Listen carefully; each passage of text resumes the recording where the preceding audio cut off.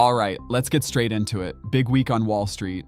And today we've got earnings, oil, and the Fed chief all colliding at once. Let's break it down. First, quick rewind to last Thursday. The Dow had a monster day, up nearly 600 points, closing at a record 52,900. That's a gain of over 1%. But it wasn't all good news. The S&P 500 barely moved.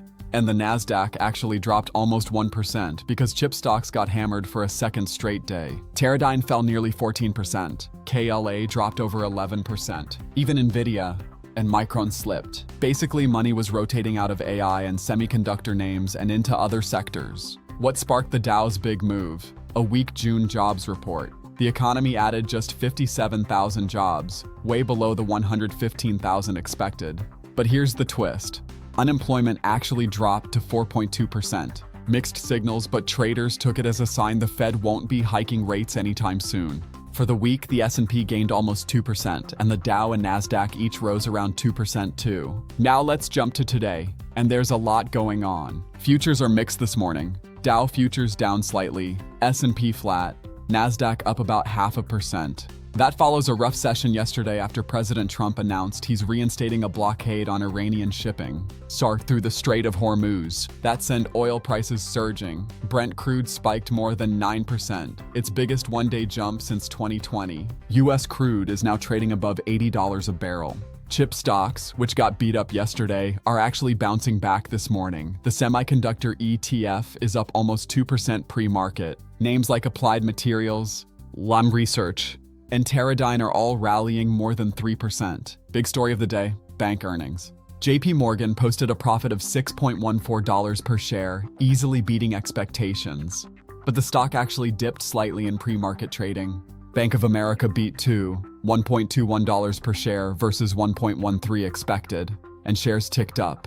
Wells Fargo was the standout, beating badly on both profit and revenue, and its stock jumped over 1%. All eyes are also on new Fed Chair Kevin Warsh, who's making his first appearance before Congress today. His debut, Humphrey Hawkins' testimony. Lawmakers are expected to grill him on inflation and the size of the Fed's balance sheet. And on top of that, we're getting the June inflation report, the CPI, later this morning. Bond yields are ticking higher across the board as traders price in the chance of more rate hikes given the spike in oil prices. The 10-year Treasury yield is sitting around 4.63%.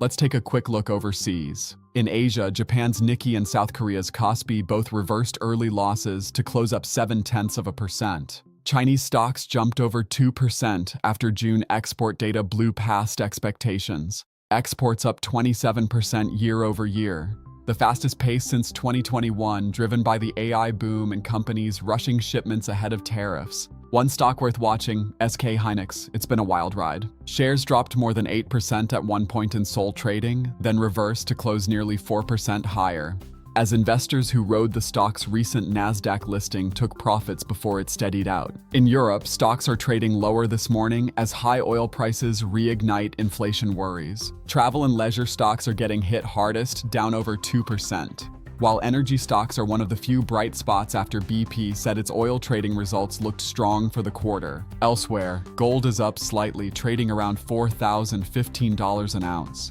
As investors look for safety amid the Middle East tension, silver is holding flat. And in corporate news, Swedish telecom giant Ericsson warned of upcoming layoffs, citing weak demand for 5G equipment and rising chip costs. So to sum it up, markets are caught between two forces right now. On one side, strong bank earnings and easing rate hike fears. On the other, rising oil prices and geopolitical tension out of the Middle East. Traders will be watching Kevin Warsh's testimony and this morning's CPI print closely to see which force wins out. That's the recap for today. Stick around for tomorrow's update, and we'll see you then.